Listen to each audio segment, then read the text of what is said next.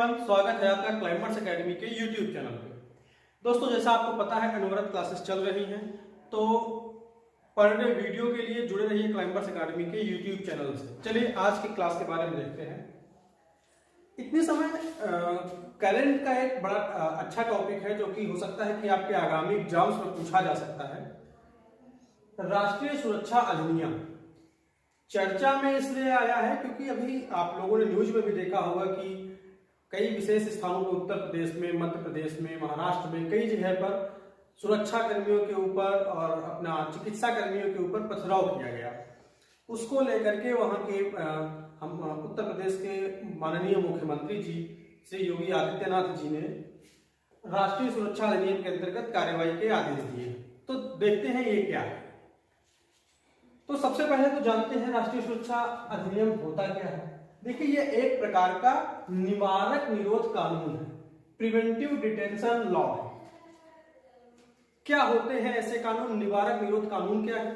तो देखिए, इसके अंतर्गत निवारक निरोध से तात्पर्य क्या है, निवारक निरोध कानून से तात्पर्य क्या है, राष्ट्रीय सुरक्षा कानून से तात्पर्य क्या है कि किसी भी व्यक्ति को भविष्य में यदि उसके द्वारा अपराध किए जाने की आशंका है, कुछ साक्ष्य नहीं मिल रहे हैं परंतु संज्ञान में मामला आता है कि भविष्य में उसके द्वारा अपराध हो सकते हैं, तो उसको राष्ट्रीय सुरक्षा अधिनियम के निवारक निरोध कानूनों के तहत हिरासत में लिया जा सकता है, पुलिस कस्टडी में रखा जाता है।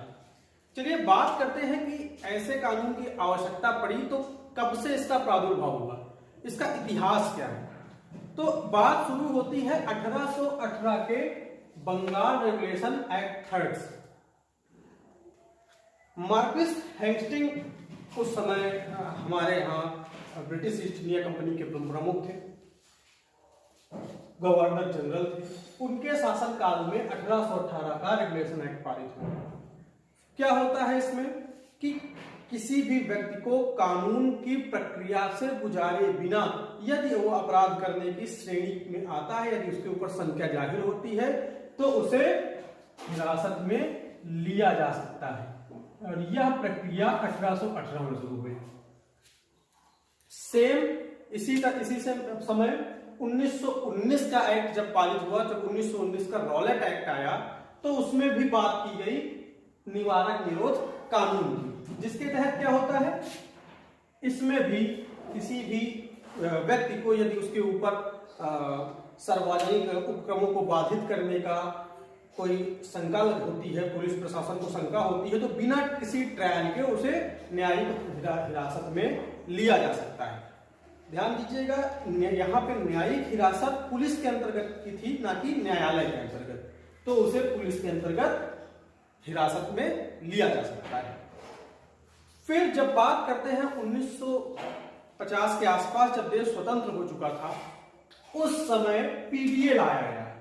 अपने देश में, स्वतंत्र भारत में लाया गया पीडीए 1950 का निवारक निरोध अधिनियम, निवारक निरोध कानून, प्रिवेंटिव डिटेंशन एक्ट। क्या होता है इसमें? सेम वही चीज जो 1818 से चलती हुई चली आ रही थी, कुछ संशोधनों के साथ शुरू की गई, जो चला 1969 तक। 1969 के बाद लगभग 1971 में एक एक्ट पारित होता है, मीसा। इसके बारे में हम अलग से भी क्लास में किसी दिन आपको बताएंगे, छोटे छोटे टॉपिक्स 5 से 7 मिनट के बीच में।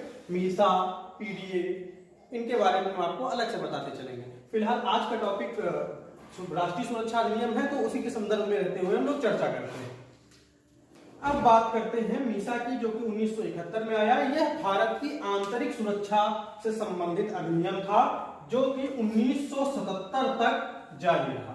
और 1977 के बाद राष्ट्रीय सुरक्षा कानून पारित किया गया, यानी कि राष्ट्रीय सुरक्षा अधिनियम पारित हुआ, जो वर्तमान में प्रोग्रेस में है, एनएसए प्रोग्रेस में है।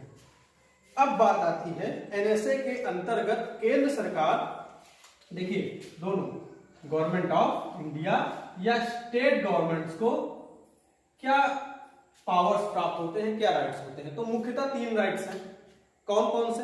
पहला देखते हैं कि राष्ट्रीय सुरक्षा में यदि कोई खतरा उत्पन्न कर रहा है या कोई खतरा उत्पन्न करने की चेष्टा करने वाला है, ऐसी किसी के ऊपर आशंका है, तो उसे कस्टडी में लिया जा सकता है।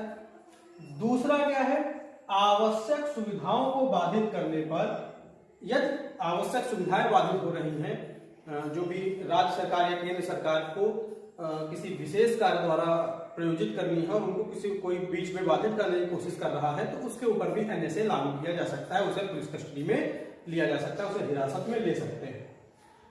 तीसरी बात आती है सार्वजनिक व्यवस्था बाधित करने पर।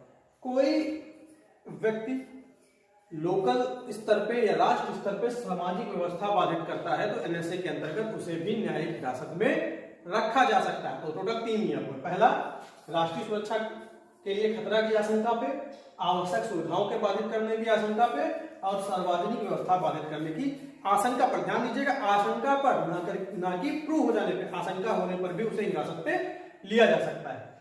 अब बात करते हैं कि इसके तहत क्या किया जा सकता है। तो एनएसए के तहत व्यक्ति को 12 माह यानी कि 1 वर्ष तक की हिरासत में रखा जा सकता है। किसी भी व्यक्ति को 12 माह की हिरासत में, अधिकतम 12 माह तक रखा जा सकता है, तब तक उसके ऊपर कोई ऐसा साक्ष्य न मिल जाए कि उसने ऐसा काम किया है या ऐसे काम में उसकी संलिप्तता थी।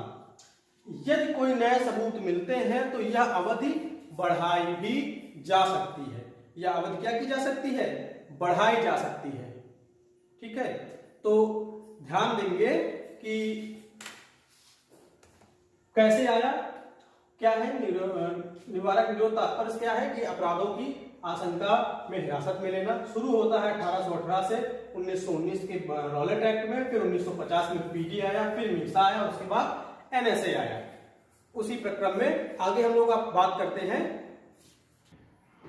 जैसे कि देखते हैं कि जब भी कोई अधिनियम ऐसा पारित होता है जिसमें आशंका के आधार पर गिरफ्तारी होती है, मीसा आया या पीडी आया, तो कुछ ऐसी बात आती है कि इस मौलिक अधिकार का उल्लंघन हो रहा है, इसमें इस प्रकार से उल्लंघित हो रही है, मौलिक अधिकार का हनन हो रहा है, कई सारे विवादास्पद बयान उसमें आते हैं। तो आइए देखते हैं कि राष्ट्रीय सुरक्षा अधिनियम एनएसए के संदर्भ में ऐसी विवादास्पद बातें क्या हैं जो हमें जाननी आवश्यक है। चलिए, तो 3 पॉइंट्स में बात करते हैं, उसी से इसको क्लियर करके आज का वीडियो समाप्त करेंगे। पहला देखिए, सीआरपीसी की धारा 50 के अनुसार किसी भी व्यक्ति को गिरफ्तारी का कारण जानने का पूरा अधिकार होता है। किसी भी व्यक्ति को आप अगर गिरफ्तार कर रहे हैं तो उसका राइट है कि वो पूछ सके आपसे कि उसका कारण क्या है। लेकिन एनएसए के तहत बिना कारण बताए, एनएसए के तहत बिना कारण बताए 5 दिन की कैद में उसे रखा जा सकता है। लेकिन यदि कोई विशेष बात होती है, मुद्दा गंभीर होता है, तो उसे 10 दिन तक की अवधि तक भी बिना कारण बताए न्यायिक हिरासत में या पुलिस कस्टडी में रखा जा सकता है। अब बात करते हैं दूसरे पॉइंट की, यानी कि संविधान के आर्टिकल 22 फर्स्ट। आर्टिकल 22 फर्स्ट में क्या है कि किसी भी व्यक्ति को यदि गिरफ्तारी उसकी होती है तो वकील से परामर्श लेने का पूर्ण अधिकार होता है, ये उसका मौलिक अधिकार है। लेकिन एनएसए में किसी भी व्यक्ति को ऐसा कोई अधिकार प्राप्त नहीं है, आप वकील से सलाह नहीं लेते हैं। अंतिम बात इसके बारे में क्या है, विवादास्पद अंतिम बात क्या है, सीआरपीसी की धारा 56 और 76 के अनुसार व्यक्ति को गिरफ्तारी के 24 घंटे के भीतर न्यायालय में पेश करना अनिवार्य होता है। उसकी पेशी की जाती है 24 घंटे के अंदर। यदि कोई ऐसा काम न हुआ कि न्यायालय बंद है तो उसे 24 घंटे के बाद पेश किया जा सकता है, लेकिन जैसे ही न्यायालय खुलता है उसके तुरंत बाद उसकी पेशी अनिवार्य होती है। मोस्टली इसका टाइम जो होता है वो 24 आवर्स का रखा जाता है। लेकिन एनएसए के तहत ऐसा कोई अधिकार नहीं है। 18 आर्टिकल्स को समेटे हुए एनएसए है जो कि भारतीय सुरक्षा अधिनियम के रूप में भारतीय सुरक्षा को मजबूत करने के लिए कार्य कर रहा है। चलिए, आगे का वीडियो जो भी आपका होगा वो आपके टॉपिक से भी हो सकता है और आपके करंट अफेयर्स का भी हो सकता है। तो नया वीडियो आपको जल्दी मिल जाएगा। जानने के लिए जुड़े रहें क्लाइंबर्स अकेडमी से। धन्यवाद।